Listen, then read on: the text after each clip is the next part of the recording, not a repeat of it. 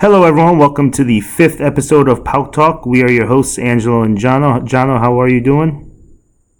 Good evening to you, Angelo. I'm doing well. I'm excited for this historic second leg that's coming up in the Champions League playoff. So I'm really excited to talk about it today. Yeah. So, I know we're on a short time schedule tonight, so let's just jump right into it. We're coming off of another rough performance in the Super League, the draw against Volos. How did you see that game, and what were some things that I guess you can say troubled you in how we played?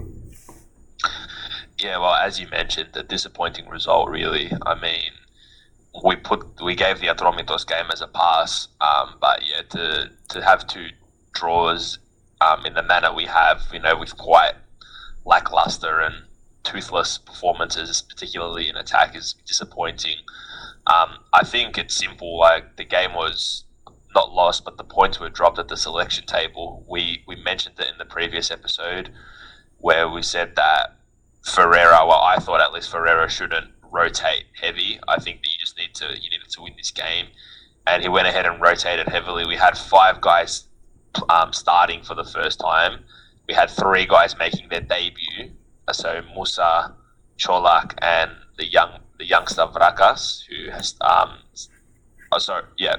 and Pereira. Vrakas had come off the bench, starting for the first time. So, I mean, you make those type of and changes. Nanua, too. I don't know if you mentioned him. Yeah, Nanua made his first start. He had come off the bench against Atromitos. So Vrakas too had come off the bench against Atromitos. So that were the two that had started the first game, plus the three debutants in Pereira, Musa, and Cholak. Yeah. So look, you make those type of changes, it's always going to be difficult for a team to gel. I mean, Cholak and Musa had just met their teammates, sort of thing. I wanted them both to start, so I was happy for them to start. But just the changes around them. I mean, I can maybe understand resting Giannoulis, who's had a pretty high workload, but the rest, I mean, I think you need to keep your midfield as it is. Right.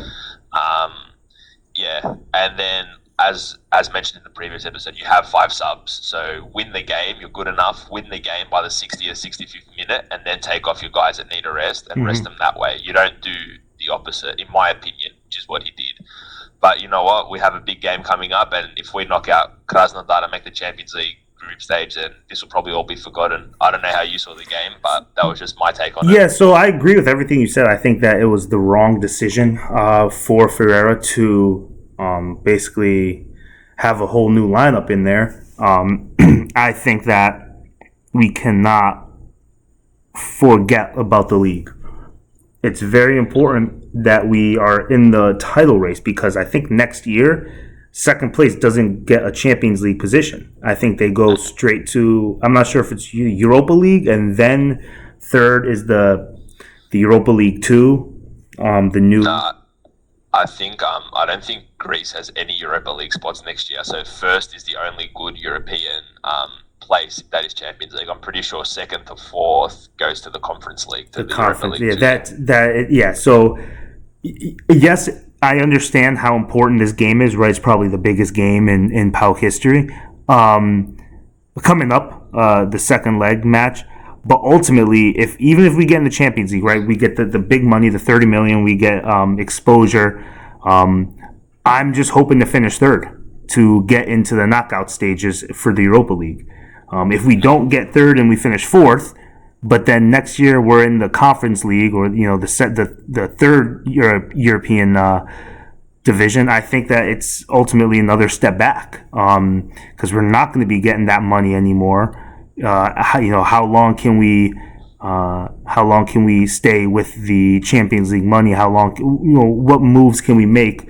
Again, it would be awesome, don't get me wrong, to be playing in the Champions League group stages, but I still think we had to balance it. We couldn't kind of just give it away like the way we did.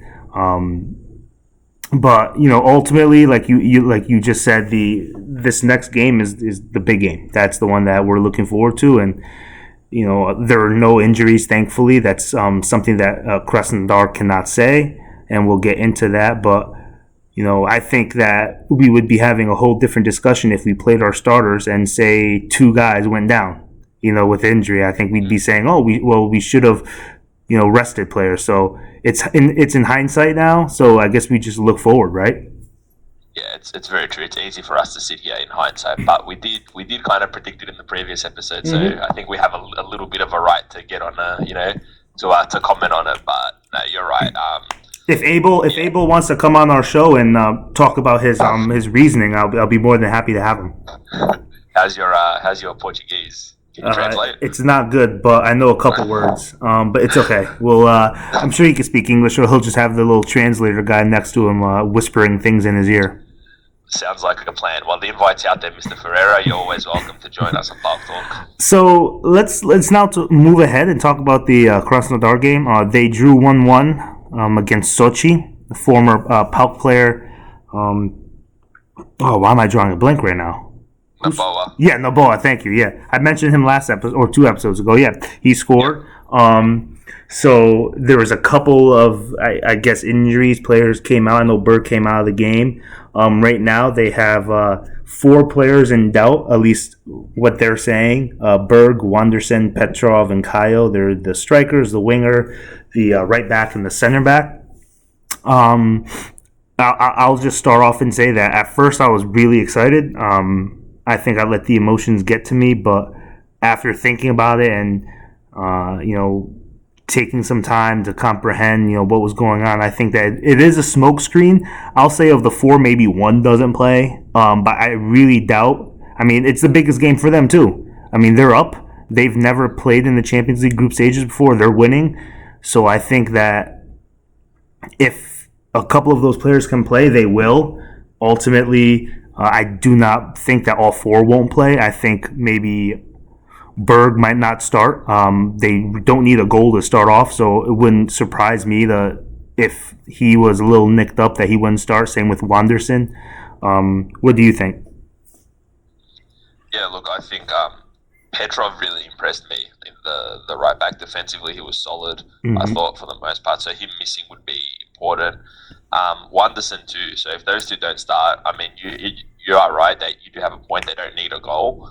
Not to say they wouldn't take a goal. Obviously they're gonna, they'll look for a goal on the counter most likely. And as we discussed in the previous episode, they're more than capable of exchanging some quick passes, some nice 1-2s, and getting in behind our defense. So, yeah, look, on the whole smoke screen thing, like, I know a lot of people in sports in general, like, swear by these mind games. I'm a little bit more, I don't see the value in it. Like, I think, but we're going to play our game regardless. But, Right. There could be something to that. So it's not a huge deal for me. If anything, the defenders not playing interests me because it unsettles the back 4, and given that I'm assuming we're going to have possession or they're going to sit off a little bit, it might work in our favour. So the attackers not playing don't worry me as much, at least initially, because Right. I think we will have a bit more possession initially to start the game. So we'll just see. I guess it could be a smoke screen. I don't know.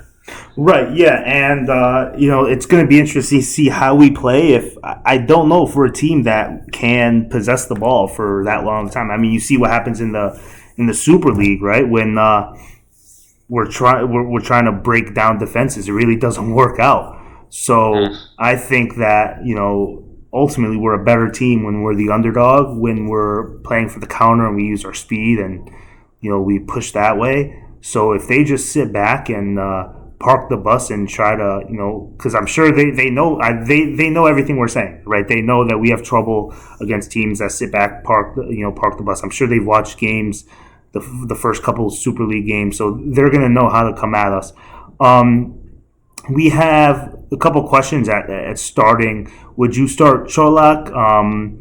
What about right back? You have Wagwe or Crespo. Would you look at Zivkovic instead of Solis? How would you work out our starting 11? I'll get to the starting 11. I just want to go, you do make a good point about us struggling in possession, and they no doubt would have definitely seen that against Volos and Atromitos. So, yeah, I think it's a good point that you make, and it's something that we're going to have to work through, whether we come with a different attacking plan, right, or we just sit off and let them have possession, which doesn't sound like ideal, but I mean, I've seen that happen as well. Like Krasnodar probably mean, with just the numerical advantage in the midfield, it's not going to be too difficult for them to have possession. Yep. But anyway, it'll be interesting to see how that plays out. Maybe we can discuss that a little bit later. In terms of the starting 11, I think, as again mentioned in the previous episode by yourself, Crespo will be at right back. Musa, you could see, was still he was still finding his feet. I mean, the guy had trained twice with the team. We mentioned that he hadn't played any preseason games for Barcelona. I think it showed. So he still needs a bit of time. So I don't think you start him in a game like this.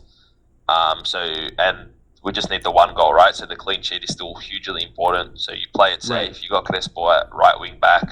You know, defensively he'll give you 100%. He'll be solid. They're probably not going to create too much from that side. So Crespo to start at right back for me. I think Zivkovic is a lock to start. He looks by far our most dangerous player in attack. Great dribble.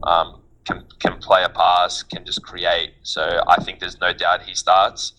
Probably instead of Tzolis, I can't see Belkas not starting this game.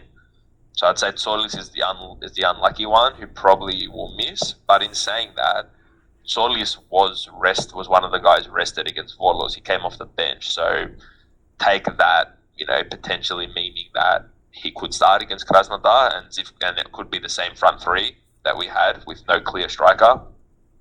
But that obviously goes into Cholak and whether Cholak will start. I would start Cholak. I thought he looked good against Volos. He had moments. He made nice runs. He got into good spots. He won a penalty, which was ultimately correctly overturned. He was slightly offside.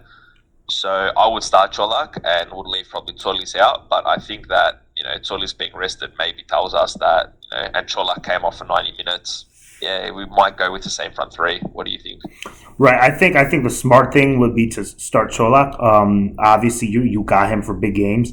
I mean, you got rid of Akbom, who went and scored for Middlesbrough in their first game, a beautiful goal, and you brought in his replacement, and you're not going to start him. So I think that would be the right move to start Cholak. Now, what does Ferreira think? Obviously, it doesn't matter what I think. I could see him doing the front three and then bringing in Cholak if we need a goal, or if we're winning and we're going to sit back, maybe you don't bring him on yet. But as I mentioned, if we got a replacement pretty quickly, we spent a lot of money on him. So for him not to play in, what we say is so far, the biggest game in our history, I think that would be a blunder move. And it could be a move where if we don't qualify, I could see some people starting to call for Ferreira's head. If it was up to me, I would have Cholak start, I would have Zivkovic start, and I would have Tzolis sit out. Crespo at the right back. I was really high on Wagwe, but like you mentioned, he seemed off. And I would definitely make sure he gets in games in the Super League against lesser teams where he could get his confidence up. I mean, you go from playing and practicing with Barcelona to playing, these teams in Greece where, he should be able to dominate once he gets everything settled down. So that's how I would go. I would have Crespo at the right back, Cholak striker, then you have Zivkovic, Belkas. Yep, nice. No, I agree with that. And I think the rest of the team, we're in agreement. Will probably pick itself with the three centre-backs, Giannoulis. We're happy, obviously, with Svab and El Kaduri. You don't want to change either of those two? Nope, I'm happy. Yep, cool. I agree. And, it's exciting, man. Like, to think, so here's what, not my issue, but the 1-0, right? The 1-0 puts us through. So we shouldn't, go all out to begin with. But, that can be a dangerous game because you get to the 60th or 70th minute and you're still 0-0 and you can start to panic. How would you start the game? I know we mentioned it just a little bit earlier that, we're better when we're not in possession. We're a good counter-attacking team. But would you try get that goal early? And when I say early, I mean if Krasnodar are just kind of knocking it around the back, do you go for a high press once or twice and try to pinch the ball in the dangerous spot and unnerve them? Or how would you approach? Because I think the first 10, 15 minutes in these games can set the tone. I mean, you can't win or lose it, but it can be important. I think that for us to advance, there needs to be a goal in the first 30 minutes. And I'm not even talking about our goal. And here's why. If we go up 1-0 early on, okay, all we need pretty much is, one more. And then we're pretty much, even if they score to tie it up, it's still 2-1, so we're still in it, right? I think if they score, then we just have nothing to lose. Then we just go all out, right? But like what you said, and I think you hit it right on the head by saying that if we wait until the 60th or 70th, if they score then, that's game over. Right? We're not going to score 2 goals in 20 minutes. So I think if we just go all out, and if we score great in the first 30 minutes, then we could kind of slow down a little bit. Because then even if they score and it's 1-1, it'll be then we would need another one, obviously. But then we have 60 minutes, 50 minutes, 40 minutes to score another one, right? If they score first, then we have 70 minutes to score 2 goals, and we know what we need. And they're going to sit back more naturally. So that's where we'd be able to pressure them. What do you think? Yeah, no, I'm with you 100%. I think that a goal early is like hugely important, and just to the mental side of the game and to the psychology of the team, an early goal would be a godsend. I mean, we had the opportunity in the first leg. We know with a missed penalty, we obviously scored within I think it was 30 minutes or 32 minutes. So yeah, I would go. Look, I'm not going to say let's go all out, but I think times when they do knock it around the back, because I think we'll see that from Krasnodar. They'll obviously won't be in a massive hurry to get the game flowing. I think you press. I think you like try give them a couple scares early. If you can get the goal, fantastic. Because as you said, you concede that goal late, and we've seen it time and time again in European games. One goal can really knock the stuffing out of us, and it's something that I wanted to mention to you. I don't know if it's because I'm going to go back now over the years. In our other Champions League qualifying games over the years, so even if you think to Ajax last year, we were 2-1 down. They scored out of, they went 2-1 up from the corner, I think it was. And I might be wrong, but I think it was the corner. And then the 3-1 was a penalty. And we just needed 1 goal to go to extra time. This was, probably 20, 25 minutes left. Right. And our guys were just playing defeated. They were playing like they were 4-1 down. And then Ajax got the third. And then we scored in stoppage time to make it 3-2. And then all of a sudden we're a goal away from qualifying, and everyone believed again. And the players, you could see them visibly throwing themselves at the ball and, just giving it their all. So, and I think we had one last chance. It wasn't. It was a half chance, I believe. Yeah. The ball kind of flicked around the box. Right. Yes. Yeah. It was a free kick. Yeah. Edge. Yep. Yeah. So that's something that I'm interested to see, because we haven't had obviously this is our first 2-leg tie this year. I want to see us stay in it, even if we do go. So I'm worried if we go 1-0 down. I agree with what you're saying. You give it your all. You try to get 2. But what I've seen from this team in the past is when they go 1 goal down, or when the scoreboard just ticks in the other team's favor, they seem to act like they kind of not give up, but they struggle to mentally deal with it, and they act they kind of play like they're 3 or 4 down, and then we grab a goal out of nothing. So I don't want to see that happen. I don't want to see the game go 1-1 or they go 1-0 up, because like you said, we have an away goal, we're still in it. If they score 2 or 3, I mean, obviously then it's understandable, but I just want to see that fight until the end. That's something that stood out to me last year against Ajax, and even in the past in other ties, even against Benfica a couple years ago, it was when they went 1-1, 2-1, you needed 2 goals in the first half. We think we were 3-1 down by half time, but at 2-1 down, we just kind of collapsed. So just looking for a stronger mental performance all round throughout the 90, and I think that'll go a long way. Having that mentality that we're still in it, we can win, is going to go a long way to us, qualifying. Yeah. So what's your prediction? Well, I think we'll qualify. I mean, it's a big game. We've mentioned it's historic. Chances are this will probably be our best chance for a long time, as we mentioned earlier. Right. With Greece going down to 1 spot now in the Champions League, and you're going to have to win the league to get that spot.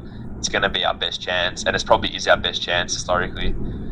We've played Schalke and Benfica in this round before, so all due respect to Krasnodar, they're not those teams.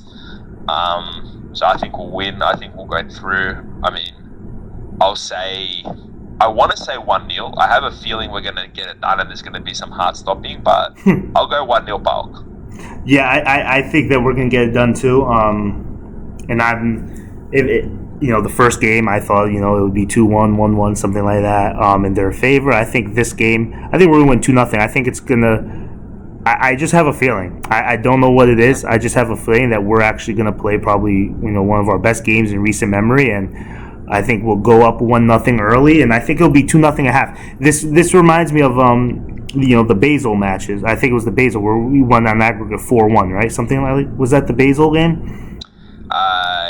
Yeah, I think it was 5-1 on aggregate. Right. I mentioned this earlier. I just have that feeling. I don't know what it is. I think that we're going to come out and we're going to put 2 goals in the first half. And I think that we should, I think if we do that, then we'll pretty much, have the throat, our hands on their throat of being able to control them. Because even if they get a goal, then things are going to get nerve-wracking because, if they score 1, we're going to need another 2. So I think that we win this 2-0. Well, that would be a great score. But I think you mentioned this in a previous episode. There is the chance of, you scored those 2 goals early. I think you would see a bit. I mean, it's only natural then that Krasnodar is going to come and press. That would be such a nervy, second half. I think from everyone. I think from fans. I think the players, Right. I really hope for a 2-0, but I want the 1-0 to the half, and then I'll take the second goal, at a time in the match, and we'll really knock the stuffing out of Krasnodar. Just to quickly touch on something that we've mentioned in the past. So obviously, I'm expecting the usual to happen in terms of the fans will meet the team at the hotel. They'll drive side by side the bus on the motorbikes and their scooters and their cars, and sing the team the whole way. Are we again happy with that? No fans. I mean, they'll get that rush of energy and that adrenaline pre-game. Do you think that this is a game where again the no fans is going to play in our favour, or do you think this is a game where they walk into a cauldron-like atmosphere and that could really have intimidated Krasnodar? In this game with this matchup and who we're playing, I think that the fans would help. Now, it was funny because against Benfica, I was the opposite. But that's because I don't think Benfica would have gotten phased as much by that. Right? Because those are players that have played in World Cups, the top of the top competition. I think when you're playing Krasnodar in a matchup like that, I think it would affect it. I think that we'd have the advantage with fans. But I think it's good that we're getting it before. I know there's a train, and I'm going to be hearing it, but whatever. That's a Paok train full of all the supporters. They're going. I know they're going from the New York fan club. So I think it'll help them before. Obviously, it'll get them hyped up. I don't think it's going to be a negative impact where it's going to hurt us, no fans. But I think it would help us in this matchup due to the fact that, especially if we have that goal and we score early on, imagine a full Tumba, how crazy it would be with the world watching, So I think it would help us. I don't think it's going to hurt us. It's not going to be anything negative, but, what do you think? Yeah, I think I disagree slightly in terms of, I disagree if this game goes in a bad way initially. So if Krasnodar go, fans basically mirror the emotions of the players 80-90% of the time. So when stuff's good, it's really good, right? At least, in big European games, this is what I've observed watching Paok over the years. When stuff goes bad, and I reference those other games where where goals went against us, that zaps the energy out, and I feel like it's harder for the players to refocus, and they kind of, they feel the nervousness around the stadium, and it affects their play. So I think, hypothetically, I've picked 1-0, so I don't think this is going to happen. But if we were to go a goal down, I mean, you need 2. 2 goals isn't impossible to get yourself to extra time. Yep. I feel like if you went 1 down in a packed stadium, then it would almost be, I think then we would see the Paok that we've seen previously that kind of plays like they're 3 down and they're playing out time. Right. But I think with no fans, it's going to be easier for the players to refocus. I think Ferreira, they'll be able to hear Ferreira, and it's a small thing, but having the silence and having, you can hear your coach clearly just saying focus. Mm-hmm. So I think if it goes pear-shaped, it's gonna help us, because it's just gonna be like focus up, like you're still in this, you can think clearly. Whereas if it goes well, I mean, I'm with you. I think you could potentially like overraw them. I mean, they lost 4-0 to Olympiacos last year Right. in the first leg in the same round of qualifying. So I mean, whether the fans played a role, but you have the potential, if it went well, if we got the early goal, to maybe blow them away. But I think, yeah, if we do go a goal down, that the empty stands will just help keep everyone focused. So, but it's an interesting debate, because it's something that I think most football fans around the world think that you want the packed stadium. So it's an interesting debate to have. Yeah. No. So yeah, I see it both ways. So I mean, only time will tell, right? That's it. That's all we can do is just. Yeah, I'm excited. Like it's 2 days away, so I'm really excited. But yeah, we'll see what happens. Yeah, so there you have it. You have a 1-0 prediction from Jono. You have a 2-0 prediction from me. Hopefully we're right. One of us is right. And if we're both wrong, hopefully it's 3 or 4-0. Right? Yeah. All I know is that I do not think I will stop drinking for about 24 hours if we do win.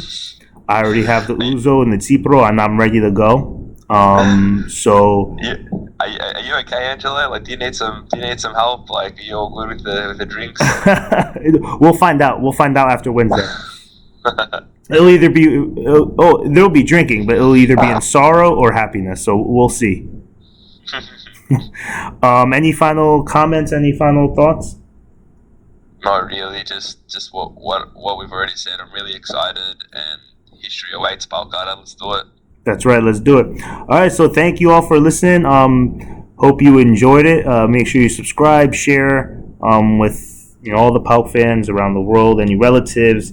Help get our views up, numbers up, so we'll be able to keep doing this for everyone's entertainment.